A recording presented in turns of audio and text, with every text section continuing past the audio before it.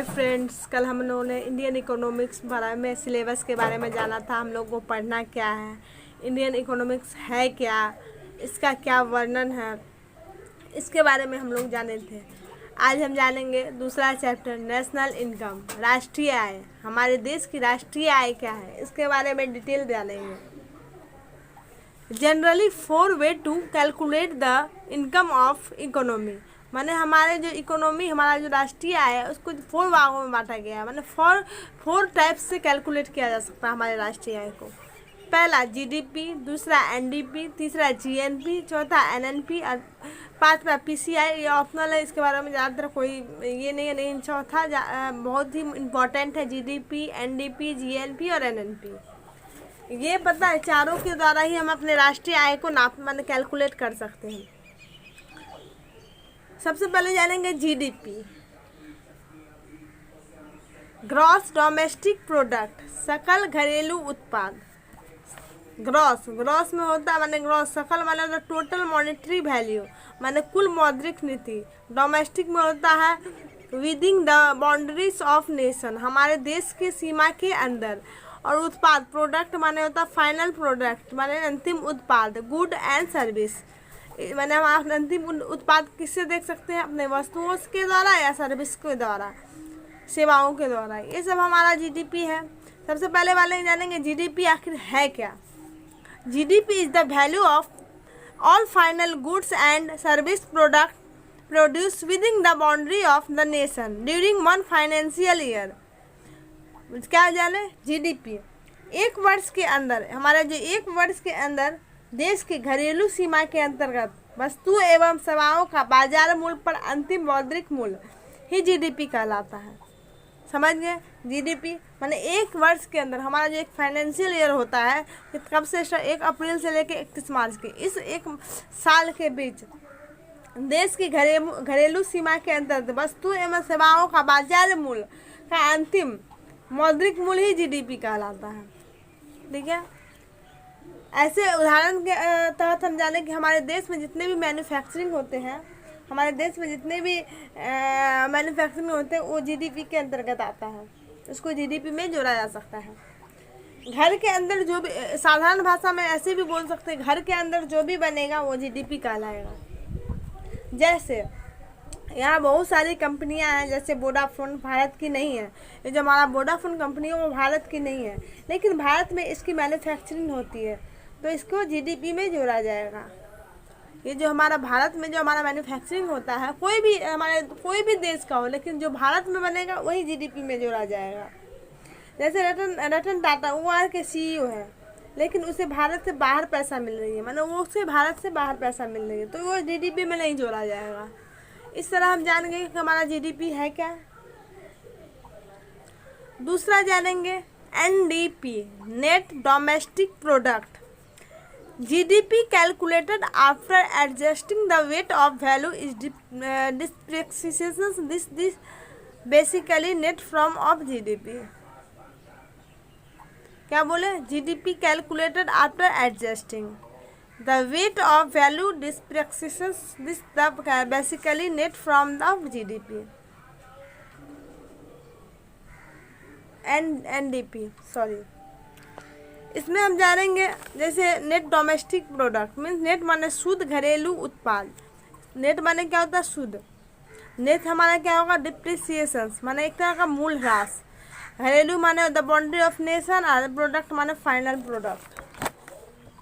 Example में हम देखेंगे एनडीपी कैसे हम जानेंगे। एनडीपी है एक फैन बना है, उसका मूल्य कितना रखा गया, 100 रुपया, यह इंडिया में बना है, तो जीडीपी में काउंट होगा।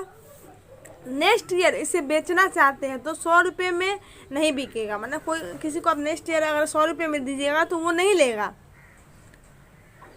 क्योंकि वो बोलेगा कि घिसा हुआ है, तो उसे हम 75 रुपया में बेचेंगे, तो कितना 25% का मूल्य ह्रास हो गया, तो हमें कितना काउंट किया जाएगा, हमें 75 रुपया हमारे जो एनडीपी में काउंट किया जाएगा। इसी को हम एनडीपी कहते हैं। नेट जो हमारा घरेलू उत्पाद है उसको ये कहते हैं। डिप्रिसिएशन माने मूल्य ह्रास बराबर एनडीपी माइनस जीडीपी।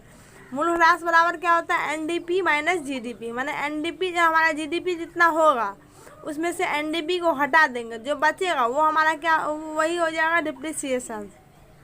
ये फिक्स कौन करता है, गवर्नमेंट फिक्स करती है। एनडीपी बराबर जीडीपी माइनस डिप्रिसिएशन, माने जीडीपी में जितना मूल ह्रास होगा वो उसके बाद जो बचेगा वही हमारा एनडीपी होगा। समझ गए, फैन का उदाहरण दिए, इससे आप समझ गए होंगे। यूज, कोई देश है वो अपने रिसर्च एंड डेवलपमेंट में इतना पैसा इन्वेस्ट कर रही है to slow achievements of economy the area of research and development to understand loss due to depreciation, कितना डिप्रेशन से लॉस हुआ, ये सब हम देखेंगे यूज करके कि हमारा कितना डिप्रेशन में लॉस हुआ, कितना इन्वेस्टमेंट कर रही है हमारे रिसर्चर में हमारा देश, ये सब एनडीपी के अंतर्गत आएगा। तीसरा हम जानेंगे जीएनपी, ग्रॉस नेशनल प्रोडक्ट, कुल राष्ट्रीय उत्पाद, totals monetary value, foreign incomes add and final product. यहाँ नेशनल का मतलब हो जाएगा फॉरेन इनकम एड। जीएनपी में देखेंगे जीडीपी प्लस फॉरेन इनकम, मतलब हमारा जितना भी जीडीपी आएगा उसमें जितना प्लस कर देंगे फॉरेन इनकम को तो हमारा जीएनपी निकल जाएगा।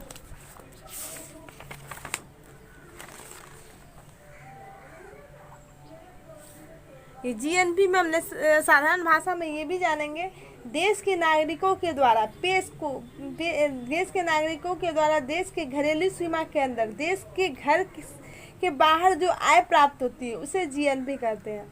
अगर कोई व्यक्ति, इसको उदाहरण से हम समझ जाएंगे, जीएनपी अच्छे से समझ जाएंगे। जैसे हम लोग उदाहरण से हम फैन का उदाहरण दिए थे एनडीपी में, उसी तरह हम जानेंगे जीएनपी में उदाहरण के साथ। अगर कोई व्यक्ति सऊदी अरब जाता है तो वह ऑटो चलाता है, लेकिन वह पैसा को भारत में माँ बाप को भेजता है, तो वो हमारा जीएनपी में जोड़ा जाएगा, भारतीय, इसको क्या कहेंगे हम, हमारा जीएनपी।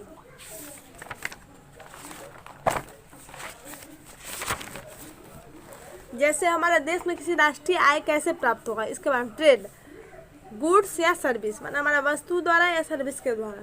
वस्तु में हम देखेंगे कोई इम्पोर्ट और एक्सपोर्ट। इम्पोर्ट होता है हमारा क्या, एक्सपोर्ट होता है क्या, सर्विस में इम्पोर्ट एक्सपोर्ट क्या होता है।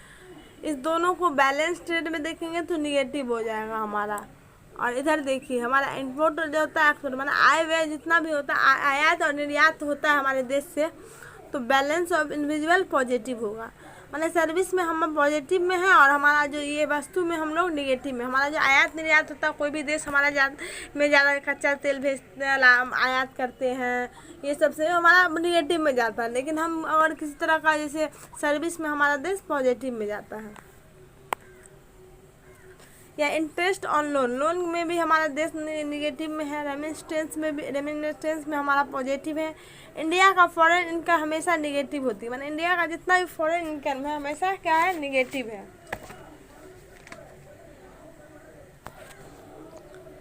अब हम जानेंगे एनएनपी। एनएनपी है क्या, एनएनपी माने होता है नेट नेशनल प्रोडक्ट, शुद्ध राष्ट्रीय उत्पाद। इसे ही हम इसको ही हम एनएनपी भी हमारा राष्ट्रीय आय, हमारा एनएनपी क्या है, हमारा राष्ट्रीय आय है। अगर कोई पूछेगा क्वेश्चन में हमारा राष्ट्रीय आय क्या है तो एनएनपी याद रखिएगा।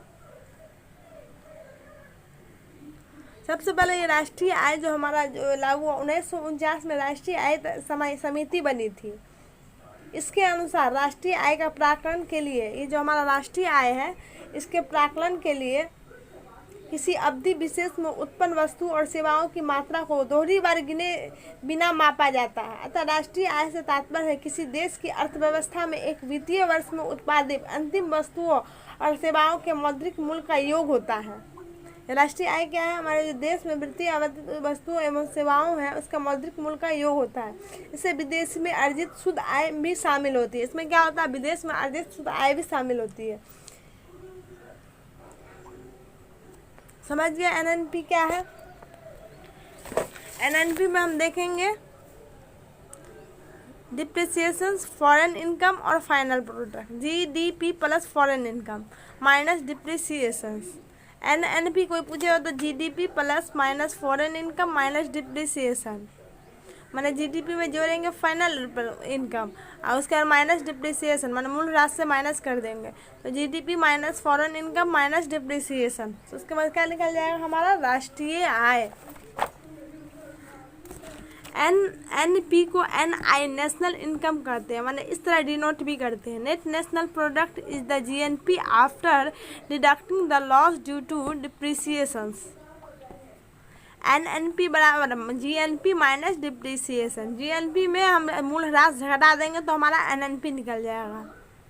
और हमारा पीसीआई पर कैपिटल इनकम, माने हमारा प्रति व्यक्ति आय निकालना होगा, तो एनएनपी माइनस टोटल पॉपुलेशन, हमारा जितना एनएनपी निकलेगा उसको भागा दे देंगे टोटल पॉपुलेशन से हमारे देश की, तो हमारा पीसीआई A1 पर व्यक्ति आय निकल जाएगा।